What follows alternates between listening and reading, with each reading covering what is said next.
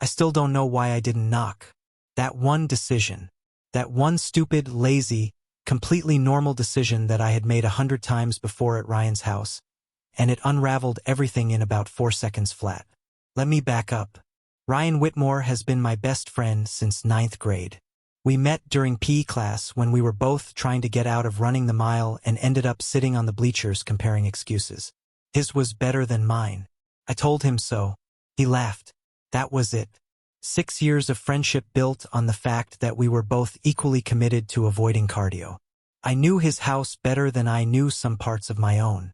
I knew the front door sticks slightly when it rains. I knew the kitchen light flickers for about 3 seconds before it decides to work. I knew the third step on the staircase makes a sound like a small animal getting stepped on, so you skip it out of habit. I had been inside that house so many times that walking through it felt like moving through my own memory. That familiarity is exactly what got me into trouble. It was a Friday afternoon. Ryan had texted me during lunch, somewhere between second and third period, with a message that said, "Bro, I left my gym bag at home. Coach will kill me. Spare key is under the mat. Code is 2847. Just drop it in the front hall, please, I owe you." Simple. In and out. 2 minutes, maximum. I finished my last class, drove over, found the key exactly where he said it was, punched in the code, and walked inside. The house was quiet. Not the kind of quiet that makes you nervous, just the normal kind, the kind that meant nobody was home. Sandra Whitmore, Ryan's mom, worked at a consulting firm downtown. She had one of those jobs that sounded straightforward until you asked a follow-up question and suddenly you were 20 minutes deep in a conversation about corporate restructuring and regional market analysis. She was sharp, organized, the kind of person whose kitchen counter had no clutter on it. Ever, not even a stray pen. She was also, as far as I knew, supposed to be at work. I grabbed Ryan's gym bag from the bottom of the stairs where he'd left it and figured I'd set it somewhere easy to find on his way out later. The front hall was a little cramped, so I thought the guest room at the end of the short corridor off the hallway would work. It was always empty. Nobody used it. Ryan had told me once it was basically just a room his mom kept clean for reasons nobody understood. I walked down the corridor. The door was mostly closed, not fully shut, just resting against the frame the way interior doors do when nobody bothers to click them all the way. I pushed it open with one hand. And that is where my brain stopped working. Sandra Whitmore was standing in the middle of the room. She was mid-change. She had been wearing a wrap top earlier in the day, and it was half draped over the back of the dresser chair. Her back was partially toward me. The kind of moment that lasts maybe 2 seconds in real time but somehow expands into something that feels much, much longer inside your own head. I spun around so fast I nearly walked directly into the doorframe. My shoulder caught the edge of it and I made some kind of sound that I genuinely cannot describe, somewhere between a word and a noise and a complete system failure. I pressed my back against the wall outside the door and stared at the hallway ceiling like it was the most interesting thing I had ever seen in my life. I said something. I don't fully remember what. Something about Ryan, something about the gym bag, something about not knowing she was home. All of it coming out in the wrong order like a sentence that had been dropped on the floor and reassembled badly. The room was quiet. I kept waiting for the sound I expected. A sharp inhale. A raised voice. Something that matched the level of disaster I was currently experiencing internally. Instead, I heard something that made absolutely no sense given the circumstances. A smirk. Not a sound exactly, more like the feeling of one. That specific half-second of quiet that comes right before someone says something they've already decided to say. And then her voice, completely level, not angry, not startled, not embarrassed, just calm in a way that felt almost deliberate. Like what you see? I did not move. I did not speak. I was suddenly very focused on a small scuff mark on the baseboard near the floor and I thought about it very hard. I heard her move, the soft sound of fabric. A zip. Then, "You can turn around." I turned around slowly, the way you move when you're not entirely sure what you're going to find. She was fully dressed. A deep V blouse now buttoned into place. Everything composed, arms crossed loosely, leaning against the dresser with the expression of someone who had just watched a mildly entertaining thing happen and was still deciding how she felt about it. Her dark hair was pulled back. The door was already mostly closed. she said finally. And I wasn't expecting anyone to open it. Technically accurate. Entirely unhelpful. I leaned against the door frame, not fully inside the room, not fully out, and I asked the question I probably should have let go. What would you have done if I hadn't turned around? She tilted her head. A small movement, but deliberate. She was thinking about something, or maybe she was deciding how much of what she was thinking she actually wanted to say. But you did turn around, she said. That's not an answer. No, she agreed, and the corner of her mouth moved. Not quite a smile. Something one step before it. It's not. The afternoon light was coming through the gap in the curtains, and it landed on the side of her face in a way that made me acutely aware that I was looking at her and should probably stop. I looked at the gym bag instead. I watched you in the mirror, she said. I looked up. On the dresser, she said, nodding slightly toward it. When you turned around, I could see you in the reflection. She paused. You didn't move. You just stood there with your back against the wall and stared at the ceiling. I said nothing. Most people, she said, don't actually do that. Most people either freeze up completely or they make it worse. You just stood there and waited. I wasn't sure if that was a compliment or a very calm description of someone short-circuiting. Ryan's my best friend, I said. I wasn't going to. I stopped. Tried to find the right word. I know, she said. And the way she said it was different from the rest of the conversation. Not clipped, not measured, just quiet. Neither of us said anything for a moment. I became very aware of the sound of the house. The refrigerator humming somewhere in the kitchen. A car passing outside. The small, ordinary sounds of a Friday afternoon that had no idea what kind of conversation they were underscoring. You should probably get going, she said. Yeah, I said. I didn't move immediately. She noticed. I could tell she noticed because she looked at me with that same steady expression. Only this time there was something at the edge of it that I couldn't read. Not amusement exactly. Not quite curiosity. Something between the two. The bag goes in the front hall, she said. Just inside the door. Right? I pushed off the door frame. Sorry. For walking in. You already said that. I know. I walked down the hallway, set the gym bag down exactly where she said, and moved toward the front door. I put my hand on the handle. Then she said my name. Not Ryan's friend. Not hey. My actual name. Jake. I turned around. She was standing at the end of the hallway, one hand resting lightly on the wall, wearing that deep V blouse, looking at me with an expression I would spend the rest of the evening trying to figure out. Next time, she said quietly. Knock. I nodded, pulled the door open, stepped outside into the cool afternoon air, and stood on the porch for a full 10 seconds before I remembered how to walk to my car. I had barely reached the bottom porch step when I heard the front door open behind me. I didn't turn around right away.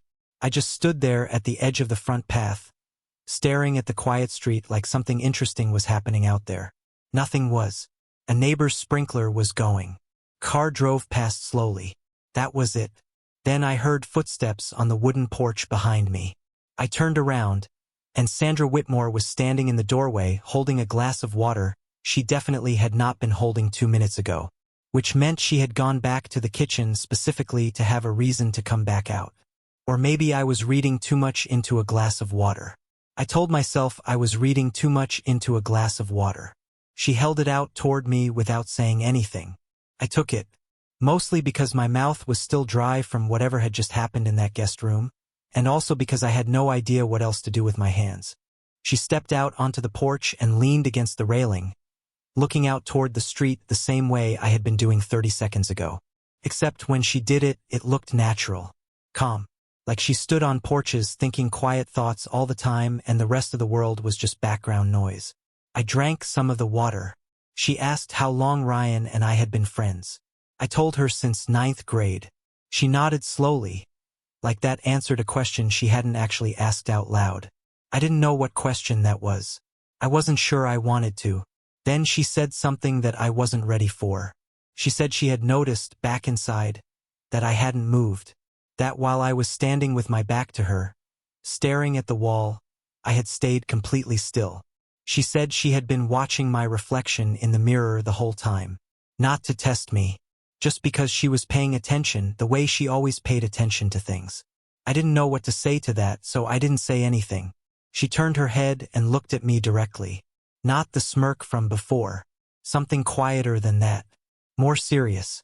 She said most people in that situation would have done one of two things. They would have either made it into a big uncomfortable moment, or they would have tried to play it off like it was nothing, like they hadn't seen anything, saying it a little too many times to be believable. I had done neither. I asked what I had done instead. She looked back at the street. She said I had just handled it. I turned that over in my head for a second. It didn't sound like much, but the way she said it made it sound like it was. I told her that Ryan was my best friend, that I had known her for years, that being respectful in that moment wasn't something I had thought about. It was just the only thing that made sense. She was quiet for a moment. Then she said, "That's exactly what I mean." I looked at her then, really looked, and I noticed something I hadn't let myself notice before, which was that Sandra Whitmore was not just Ryan's mom the way a chair is just a chair. She was a person. A specific actual person who noticed things and thought about them carefully and said exactly what she meant without wasting words. The afternoon light was coming through the trees at the edge of the yard, and it was doing something to the way everything looked that I was not going to think about further. I handed the glass back to her. She took it. Our fingers didn't touch, but the space between them was very small. I said I should probably head out. She said okay. I said I would tell Ryan I dropped off the bag. She said she would tell him the same. I stepped off the porch and started toward my car, which was parked at the curb in front of the house. I got about halfway down the front path before I stopped, because something was pulling at me and I could not figure out what it was. I didn't turn around, but I heard her voice one more time behind me, quiet enough that I almost missed it over the sound of the neighbor's sprinkler. She said, "You're a good kid. You know that?" I stood there for a second. Then I said thank you, got in my car, and drove away. And for the entire drive home, I could not stop thinking about the fact that she had said kid. Because the way she said it, it had not sounded like a compliment. It had sounded like a warning. 3 weeks passed. Ryan never brought up the gym bag. Sandra never mentioned the guest room. Life kept moving the way life does when everyone quietly agrees to leave something alone. But something was different, and I felt it every single time I came over. It wasn't obvious. It wasn't the kind of different that other people would notice. It was more like the difference between a room that has always had a window and a room where someone recently opened it. Everything looks the same, but there is air moving now that wasn't moving before. Sandra started asking my opinion at dinner. Not in a polite way. Not the way adults sometimes ask teenagers questions just to make them feel included. She asked like she actually wanted to know. She asked what I thought about a renovation she was considering for the back of the house. She asked if I thought Ryan seemed stressed lately, because she had noticed something but she wasn't sure if she was reading it right. She asked what I was planning to do after graduation, and when I gave a vague answer, she didn't accept it. She pushed back, gently but clearly. She said vague answers were for people who hadn't actually thought about the question yet.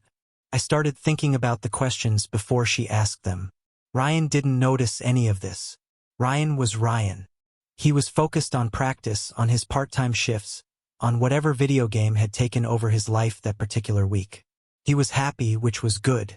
But it also meant he wasn't watching closely, which meant there was nothing to explain. I told myself there was nothing to explain anyway. One evening in the middle of all of this, I stayed late helping Ryan work through a paper he had been putting off for 2 weeks. It was almost 9 by the time we finished. Ryan went upstairs to shower and I started packing up my stuff at the kitchen table. Sandra came in from the other room. She was wearing a knot-front V-neck top and had her hair down, which was different from how she usually looked after a workday. She didn't say anything at first. She just went to the counter and poured 2 cups of coffee without asking whether I wanted one. She set one in front of me. Then she sat down across the table with hers. I looked at the coffee. She said Ryan was lucky to have someone who actually showed up. I said Ryan would do the same for me. She said probably. But that wasn't really the point. I asked what the point was. She wrapped both hands around her mug and looked at me across the table, and there was something in her expression that was hard to read. Not closed off, just careful, like she was deciding how much of a thought to say out loud. She said the point was that showing up for people consistently without being asked was something a lot of people talked about and very few people actually did. She said she had been watching me do it for years without ever saying anything about it, and she had decided recently that not saying things was not always the same as being wise. The kitchen was very quiet. Somewhere upstairs, the shower was still running. I said I didn't know she had noticed. She said she noticed most things. I believed her completely. I picked up the coffee and took a sip and tried to think of something normal to say. Something that would move the conversation into easier territory without making it obvious that I was trying to move it anywhere at all. I asked how the renovation plans were going. She smiled. Small. Quick. Like she knew exactly what I was doing. She said the renovation could wait. Then she was quiet again, and I realized I was not going to get to easier territory tonight. The conversation was going to go wherever she decided it was going, and the only thing I could do was stay in it. She asked me something then that I had not been expecting at all. She asked if I had told anyone about what happened in the guest room 3 weeks ago. I said no. She asked why not. I thought about that honestly before I answered. I said because it wasn't a story that made sense outside of the room it happened in. That if I had tried to explain it to anyone, the only part they would have heard was the surface of it, and the surface of it was not what had stayed with me. She looked at me for a long moment. Then she said, "What part stayed with you?" Upstairs, the shower shut off. I heard Ryan's footsteps moving across the floor above us. I looked at Sandra sitting across the table, hands still around her mug, waiting for an answer with that same patient, unhurried expression she always had, like she had all the time in the world and she intended to use it carefully. I said, "You already know." She held my gaze for another second. Then she stood up, picked up her mug, and said quietly that Ryan would be down in a few minutes. She walked out of the kitchen, and I sat there alone at the table, staring at the coffee she had poured for me without asking, thinking that I had just said something I could not take back. And the part that really got to me? I didn't want to. A few evenings later, Ryan went out with some teammates after practice. I had stopped by earlier to return a book I had borrowed, and Sandra had asked if I wanted to stay for a bit. She had said it the same way she said everything, simply without loading it with meaning. I stayed. She didn't say anything right away when we settled in the living room. That was the thing about Sandra Whitmore. She never filled silence just to make it comfortable. She let it sit there between us, heavy and real, while the muted television threw soft light across the walls. She was wearing a tie-front plunge top, dark fabric, the kind of thing that looked deliberately chosen even on a quiet evening at home. She had her legs tucked under her on the far end of the couch, and she was looking at me with an expression I couldn't read from across the cushions. I had just told her the truth, that I hadn't stopped thinking about that afternoon, that it wasn't something I'd been able to shake the way I thought I would. And now I was sitting on the edge of the couch cushion waiting for her to say something that would either make this better or make it much, much worse. She set her coffee mug down on the table, slowly, like she was buying herself time. Then she looked at me and said, "How old are you?" I told her. She nodded once, like she'd already known and just needed to hear me say it. Then she stood up and walked to the window. Not away from me, not toward me, just somewhere that wasn't the couch. She looked out at the dark street and crossed her arms loosely, not defensive, just thinking. "I've spent a long time," she said quietly, "making sure every decision I make is the right one." I didn't say anything. I could tell she wasn't finished. "I built something." She turned slightly but didn't fully face me. "My career, this house, Ryan's life. I put every single piece of it together carefully." She paused. "I don't make careless moves." I told her I wasn't asking her to. She finally turned around. "Then what are you asking?" And that was the question I hadn't fully prepared for. Because the honest answer was that I didn't know exactly. I just knew that every conversation we'd had over the past few weeks had felt more real than most conversations I'd had in years. I knew that when she remembered something small I mentioned once in passing, it did something to my chest I couldn't explain. I knew that sitting across from her felt different than sitting across from anyone else. So I told her that. Not polished. Not smooth. Just honest. She looked at me for a long time after I finished talking. Long enough that I started second-guessing every single word I had just said. Then she said, "I don't do casual." I said I knew that. "I mean it," she said, and her voice was serious in a way that made me sit up slightly. "I don't have the time or the patience for something that isn't real. If you're sitting here because that afternoon was exciting and new and you've built something up in your head, I need you to say that right now. Because I would rather have this be awkward for one night than have it become something that breaks things." I asked her what things. She said, "Ryan, this house. The version of you that still feels safe here. That landed." I won't pretend it didn't, because she wasn't wrong. There was real weight on this. Ryan was my closest friend. This had been the house I came to when things at home were hard. The kitchen here had fed me more times than I could count. She wasn't being dramatic. She was being accurate. I sat with that for a moment. Then I said, "I know what's at stake. I'm not here because I'm bored or confused. I'm here because every time I try to talk myself out of this, I can't find a reason that actually holds." Something shifted in her face. Not a smile. Something quieter than that. She walked back to the couch but didn't sit. She stood near the armrest and looked down at me with an expression I hadn't seen on her before. Not the composed, unreadable Sandra from that first afternoon. Not the warm but guarded version from dinners. Something more open. Something that looked a little bit like uncertainty, and somehow that was the most reassuring thing she had ever shown me. "This would be complicated," she said. I said I knew. "People will have opinions." I said I expected that. "Ryan will need time." I said I understood. She was quiet again. Then she said, almost to herself, "You're not what I planned for." I asked if that was a bad thing. She looked at me for a long moment. Then she sat down. Not far. Close enough that I could have reached out. She didn't say yes. She didn't say no. She said, "Ask me something real. Something you actually want to know." So I did.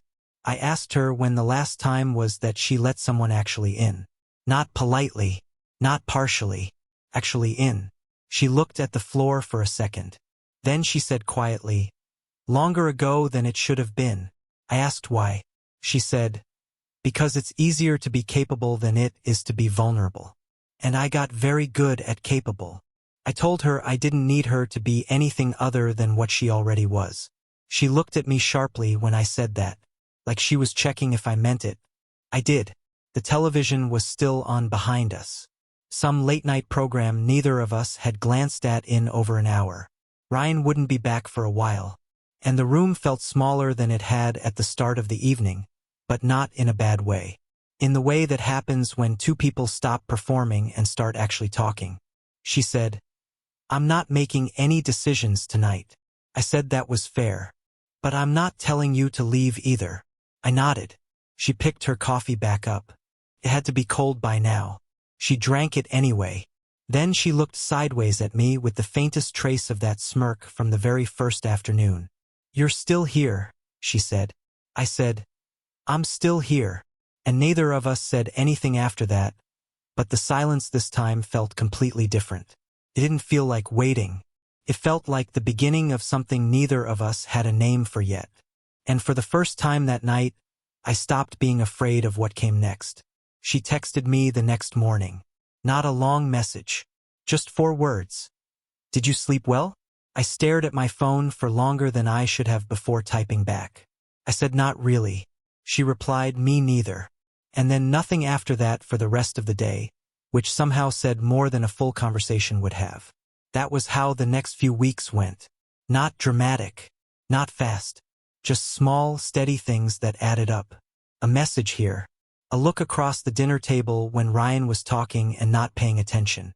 A moment on the porch when she handed me a jacket because the temperature had dropped and she had noticed before I had. Ryan looked at his mother. Then at me. Then back at his mother. His face did something complicated that I didn't have a word for. It wasn't anger exactly. It wasn't shock exactly. It was more like someone trying to solve a problem in their head and getting an answer they weren't prepared for. Sandra didn't flinch. She looked at her son with a calm, steady expression and said his name once, quietly. He held up one hand, not to stop her, just to say he needed a second. He stood there in the doorway for what felt like a very long time. I didn't speak. I had decided the moment he walked in that this was not mine to explain first. This was between him and his mother, and my job right now was to be honest when asked, not to manage the room. He finally looked at me. His voice was flat and very controlled. How long? I told him the truth. I told him nothing had happened without care, that it had moved slowly and honestly, that I hadn't come into this carelessly and I wasn't going to treat it that way. He nodded once, slowly, like he was measuring every word. Then he looked at Sandra and said, "Are you sure about this?" She said, "I don't do things I'm not sure about." He almost laughed at that. Almost. He rubbed the back of his neck and looked at the ceiling for a second. Then he looked at me, and his voice dropped to something quieter and completely serious. "If you hurt her," he said, "we're done. I don't care how long we've been friends." Sandra started to say something. He looked at her gently and said he knew she could handle herself, that he wasn't saying it for her. He was saying it for me. I told him I understood. I meant it completely and he could hear that I did. He stood there for another moment. Then he walked to the cabinet, pulled out a bowl and poured himself cereal. He sat down across from us at the table and stared into his bowl. Then he said, without looking up, "I need at least a week before this feels anything other than completely strange." Sandra laughed. A real laugh, sudden and warm, the kind that filled the whole kitchen. I had heard her laugh before, polite laughs, quiet ones.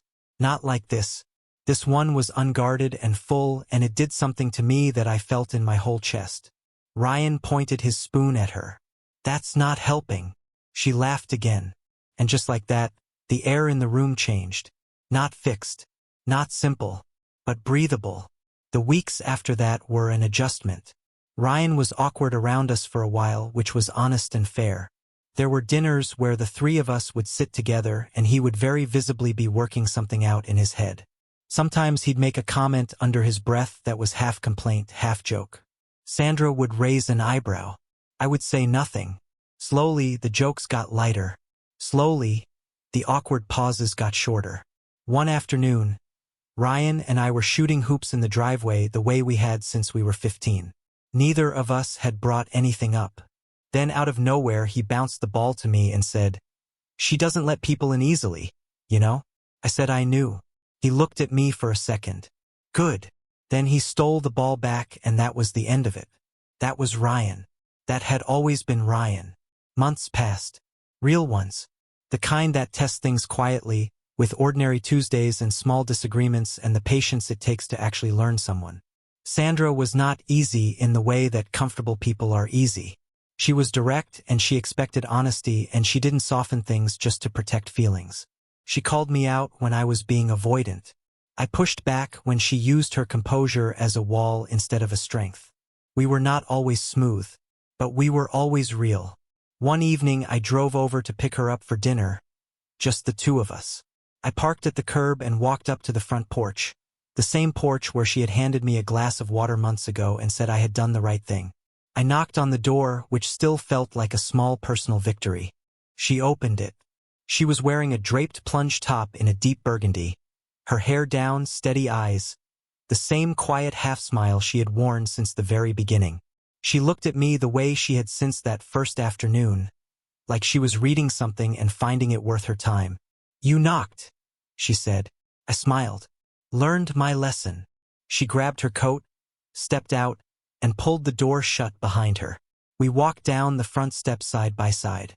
Not hurried. Not performing anything for anyone. Just two people who had taken something slow and serious and let it become exactly what it was supposed to be. And somewhere between that first wrong door and this front porch, without planning it, without forcing it, I had found something that felt more right than anything I had gone looking for.